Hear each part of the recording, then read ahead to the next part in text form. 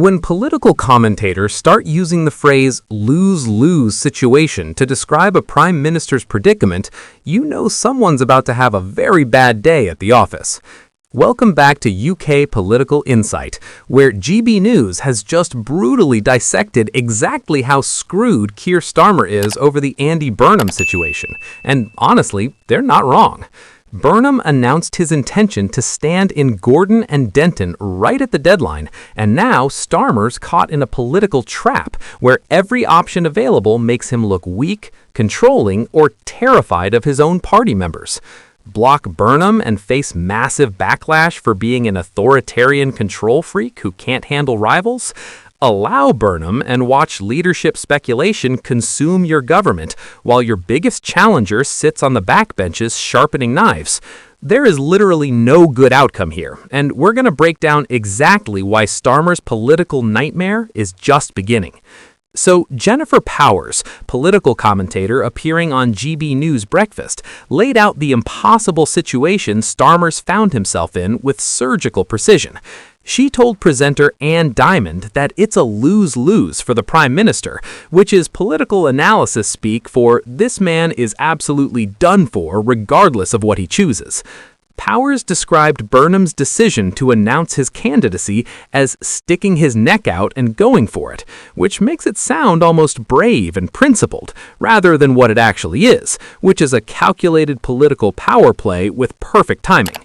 The mechanics of the situation are important because they explain why this is such a trap. As a city mayor, Burnham needs express permission from the NEC to leave his post and put himself forward as a parliamentary candidate. That's not automatic. It's a gatekeeping mechanism that gives the party establishment control over who can and can't stand. And Starmer has many allies on the NEC, which means he theoretically has the power to block Burnham from even being on the candidate list. That sounds like power, like control, like Starmer's got the upper hand. Except using that power is political suicide.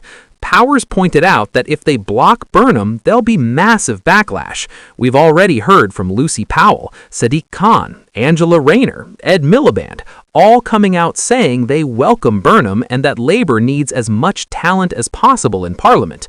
These aren't fringe backbenchers or usual troublemakers. These are senior Labour figures, current and former cabinet members, people with real political weight.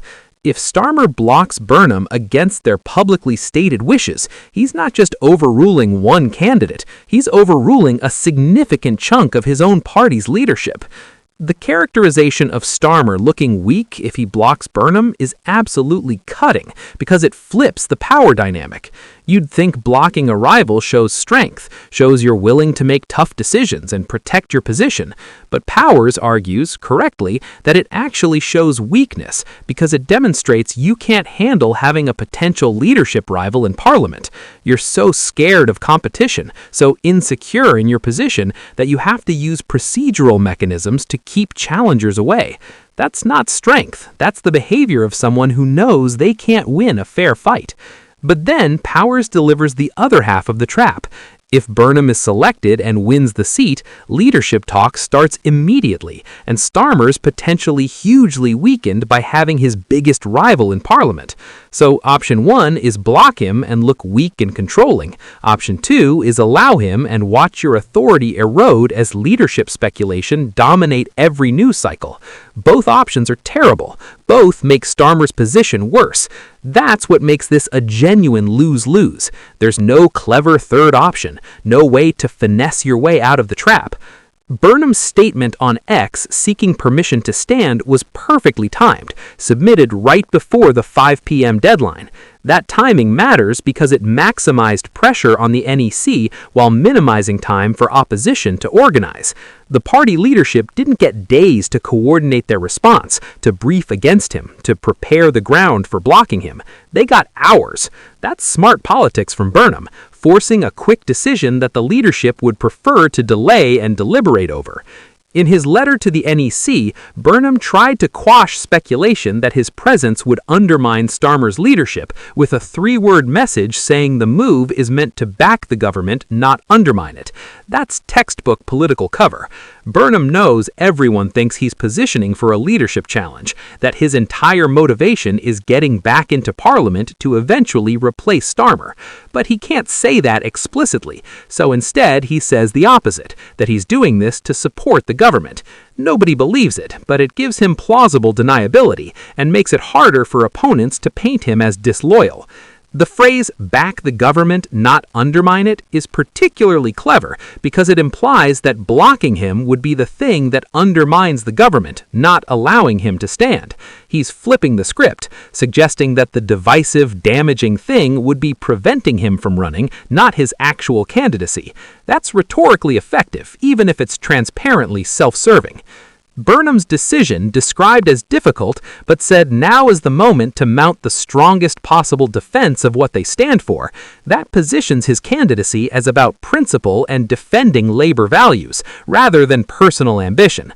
Again, nobody really believes it's primarily about principle, but it's the right language to use, because it makes opposition look like opposition to labor values rather than just blocking a rival. The reference to a by-election nobody wanted or expected is interesting, because it's true. This by-election exists because Andrew Gwynn had to resign for health reasons. Nobody planned this opportunity, it just appeared.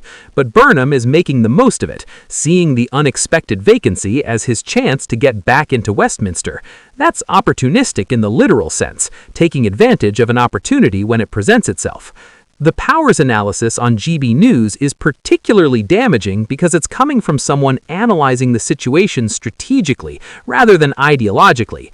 She's not saying Starmer should or shouldn't block Burnham based on what's right or wrong. She's saying he can't win regardless of what he does.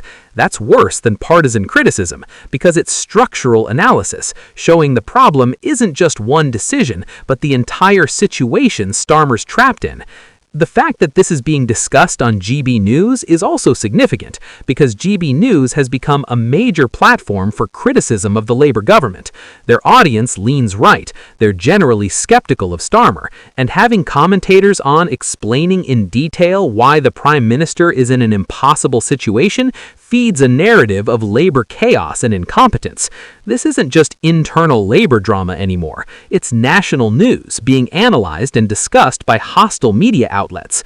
The list of senior Labour figures who've publicly supported Burnham is genuinely impressive and damaging to Starmer. Lucy Powell is Labour's deputy leader, Sadiq Khan is mayor of London, Angela Rayner was deputy PM, Ed Miliband is energy secretary and former party leader. These aren't nobodies, these are serious political weight and followings. When they all publicly say Burnham should be allowed to stand, that creates enormous pressure on the NEC and makes blocking him look like overruling the party's own senior figures. The argument that Labour needs as much talent as possible in Parliament is also politically smart, because it's hard to argue against. Who's going to say, actually, we prefer less talent? It frames supporting Burnham as about strengthening the party rather than about him personally, which makes opposition look petty and small-minded. Of course you want talented people in Parliament, so blocking a talented candidate seems illogical, unless the real reason is protecting Starmer from competition. But what makes Starmer's situation particularly difficult is that he can't really articulate his actual concerns publicly. He can't say, I'm blocking Burnham because he's a threat to my leadership. That would be admitting weakness and confirming everyone's suspicions about his motivations. So he has to rely on other justifications, like the cost of a mayoral by-election or party resources being stretched. But everyone sees through those excuses. Everyone knows the real reason, which makes the excuses look dishonest and further undermines his position. The leadership speculation that Powers mentioned is already happening. It started the moment Burnham's interest became public. Every news article about this discusses Burnham as a potential future leader, analyzes his chances, compares his approach to Starmer's. That's corrosive for Starmer because it establishes in public consciousness that there's a credible alternative, that if things don't work out, there's someone waiting who could take over. That kind of speculation weakens any leader because it makes their position seem temporary and contingent. And if Burnham actually gets into Parliament, that speculation intensifies dramatically. Every time he gives a speech, every time he votes differently from the government, every time he's interviewed, there will be analysis about what it means for leadership. Is he positioning himself? Is he building support? Is this the beginning of a challenge? That constant background noise of speculation and analysis is exhausting and distracting for a government trying to actually govern. The description of Burnham as Starmer's biggest rival is also telling, because it acknowledges what everyone in Westminster knows, that if there was a Labour leadership contest today, Burnham would be the strongest challenger. He's popular with members, he's got a track record as mayor, he's got name recognition and media skills. In a field of potential challengers, he's the one Starmer should be most worried about, and now he's trying to get back into Parliament specifically to be in position to launch that challenge when the moment's right. What's absolutely clear from Power's analysis is that Starmer is in an impossible situation created by his own party's rules and dynamics. The NEC gatekeeping mechanism that's supposed to give leadership